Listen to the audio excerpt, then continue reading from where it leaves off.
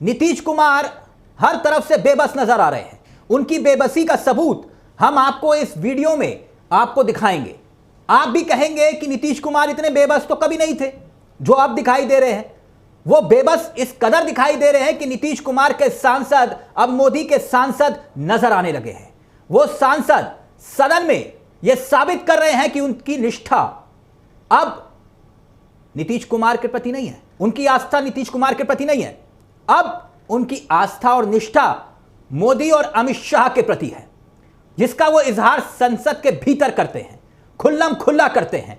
यानी नीतीश कुमार की जेडीयू अब कभी भी किसी भी वक्त टूट सकती है। इसके तमाम सबूत मैं आपके सामने रखूंगा। बस ऐलान होना बाकी है कि जेडीयू टूट गई, जेडीयू बिखर गई। यानी बीजेपी का ऑपरेशन जेडीयू कामयाबी की कगार पर आ गया है। एक के बाद एक इस्तीफों की झड़ी लग रही है। संकेत मिल रहे हैं कि जेडीयू अब चुनाव से पहले किसी भी वक्त टूट सकती है। इस दरार के पीछे मोदी के उस मंत्री को जो मंत्री नीतीश कुमार के कोटे से दिल्ली में बैठे हुए हैं, अखिलेश यादव ने उन्हें खुल्लम खुल्ला ऑफर दिया कि अब छोड़ दो मोदी जी को, आप आ जाओ एक बार फिर से हमारे साथ। हालांकि ये तो हल्के फुल्के अंदाज में मैंने उनकी बात को रखा, लेकिन जिससे ऑफर दे रहे थे अखिलेश यादव, वो अपने ही नेता नीतीश कुमार को दगा देने की तैयारी कर चुके हैं। मैं उस पर भी आऊंगा, मगर उससे पहले इस्तीफों की दास्तान पर आते हैं, जो साबित कर रहे हैं कि जेडीयू अब टूट की कगार पर खड़ी हो चुकी है। उदाहरण देकर समझाता हूं। आखिरकार यह बात क्यों कही जा रही है कि जेडीयू अब खत्म होने जा रही है। एक नहीं, ऐसे ना जाने कितने इस्तीफे टाइप हो चुके हैं जो नीतीश कुमार को पोस्ट करने के लिए तैयार हो चुके हैं। यानी जो बीजेपी चाह रही थी वही हुआ, मतलब जेडीयू टूट की कगार पर आकर खड़ी हो गई। मुसलमान नाराज हो गए, मुस्लिम नेता नाराज हुए, साथ छोड़ रहे हैं, नीतीश अकेले पड़ रहे हैं। वैसे तो वक्फ बिल को लेकर जेडीयू में बगावत की पहली चिंगारी जेडीयू के सीनियर नेता कासिम अंसारी के इस्तीफे से शुरू हुई। कासिम अंसारी, और अब ना जाने कहां जाकर यह थमेगी। मैं ये बात क्यों कह रहा हूं? क्योंकि कासिम अंसारी का इस्तीफा कोई साधारण इस्तीफा नहीं है दोस्तों।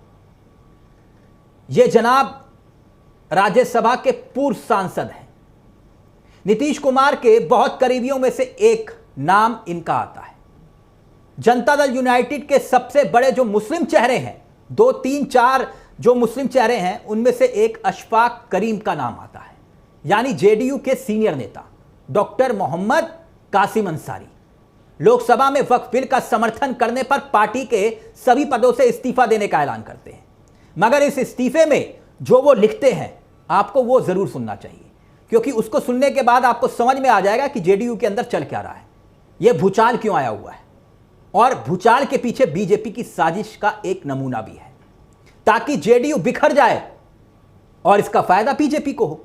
नीतीश की पार्टी का वजूद खत्म हो जाए और फायदा बीजेपी को हो। मैं जेडीयू के कुछ नेताओं का जिक्र करूंगा, उनके इस्तीफे और उनके बयानों का जिक्र करूंगा। पहले जेडीयू के वरिष्ठ नेता डॉक्टर कासिम अंसारी के इस्तीफे का, जिनका मैं जिक्र कर रहा हूं, उन्हीं पर आते हैं। उन्होंने मुख्यमंत्री नीतीश कुमार को अपना इस्तीफा भेजा और उसमें अपने दर्द और पीड़ा को उन्होंने लिखा। क्या लिखा? उन्होंने लिखा, जिक्र करते हुए, उन्हें और लाखों करोड़ों भारतीय मुसलमानों को विश्वास था कि नीतीश कुमार विशुद्ध रूप से सेकुलर विचारधारा के ध्वजवाहक हैं, लेकिन अब यह विश्वास टूट गया। कौन कह रहे हैं? अंसारी साहब कह रहे हैं। वो आगे जो लिखते हैं, मगर जो आगे लिखते हैं वो ये बताने के लिए काफी है कि जेडीयू में अब हो क्या रहा है और जेडीयू कहां आकर खड़ी हो गई है। क्योंकि कासिम इस्तीफे में आगे ये लिख रहे हैं कि लोकसभा में लल्लन सिंह जिस तेवर से, जिस अंदाज से अपने व्यक्तित्व को, अपनी बातों को रख रहे थे, बिल के समर्थन की बात कर रहे थे, उससे वो काफी ज्यादा आहत हुए हैं।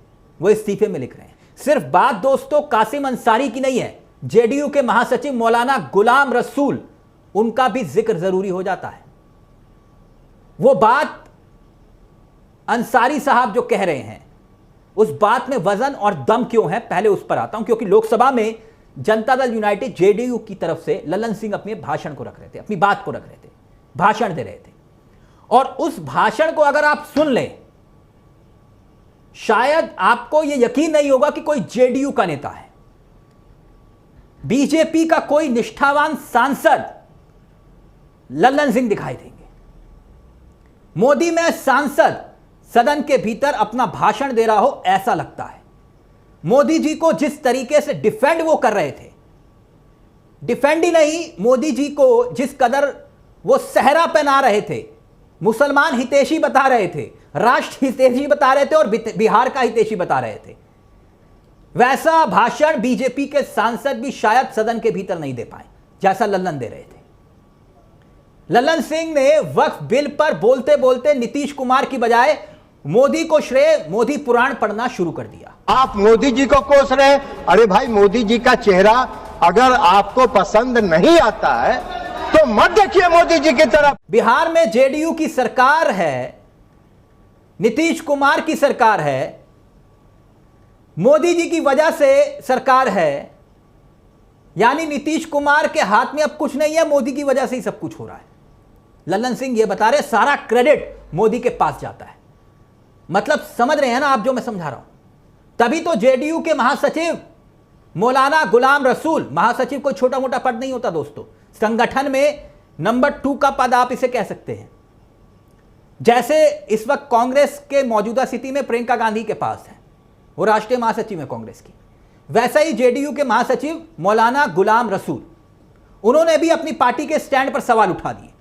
वो कहते हैं कि इस बिल पर सेकुलर और कम्युनल सब बेनकाब हो गए, सब बेनकाब, यानी कि वो अपनी पार्टी के नेताओं के चेहरे से नकाब उठाने की बात कर रहे हैं।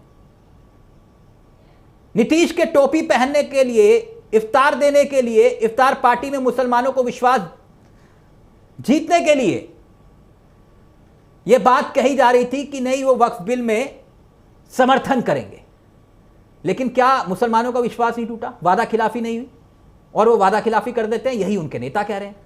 तभी तो पार्टी के ही महासचिव मौलाना गुलाम रसूल इस बिल पर सेकुलर और कम्युनल सब बेनकाब होने का जिक्र कर रहे हैं। जैसे नीतीश कुमार, आप जानते हैं कि बिहार में 3 से 4 दर्जन सीटें ऐसी हैं जो मुस्लिम बहुल सीटें हैं, यानी लगभग करीब 35 से 40 सीटें मुस्लिम प्रत्याशी के आने के बाद पूरा खेल बिगड़ जाता है इन सीटों पर। सवाल यह कि वक्फ बिल पर समर्थन करके नीतीश कुमार ने कोई बड़ी भूल तो नहीं की, क्योंकि इस बार मुस्लिम उम्मीदवार वो उतारेंगे या नहीं, अगर उतारेंगे तो मुसलमान उन्हें वोट करेंगे या नहीं, क्योंकि उन्हें तो अब आरजेडी और दूसरे नेता मुस्लिम जो चेहरे हैं वो गिरगिट बता रहे हैं नीतीश कुमार को। उनके नाम के पोस्टर चौराहे पर चिपकाए जा रहे हैं, जहां उन्हें गिरगिट बताकर कटाक्ष किया जा रहा है। कहीं उन्हें कहा जा रहा है कि तुम तो धोखेबाज हो, वादा करके डैश डैश डैश, यानी मुकर जाते हो। बकायदा उनकी तस्वीरें, मुस्लिम टोपी लगाई जा रही है नीतीश कुमार की। वैसे कहने वाले कहते हैं कि अब नीतीश कुमार के हाथ में कुछ बचा नहीं है, जेडीयू है नहीं, उनके सांसद, उनके विधायक अब उनके नहीं रहे, वो बीजेपी के पाले में दिखाई दे रहे हैं, और ना ही विधायक उनके अपने रह गए हैं। इतना ही नहीं, अब तो मुसलमान भी किनारा करते हुए दिखाई दे रहे हैं, यानी कि बीजेपी अब मन ही मन खुश होगी, मुस्कुरा रही होगी कि एक तीर से 2 शिकार हो गए। एक तो संकेत और नैरेटिव की सियासत की अब्दुल की कलाई टाइट कर दी, यह संकेत, और दूसरा यह कि नीतीश किनारे लग गए, जेडीयू को किनारे लगा दिया और अपना एजेंडा पूरा कर लिया। तो नीतीश कुमार के हाथ में दोस्तों अब कुछ नहीं बचा। नमस्कार, जय हिंद, जय भारत।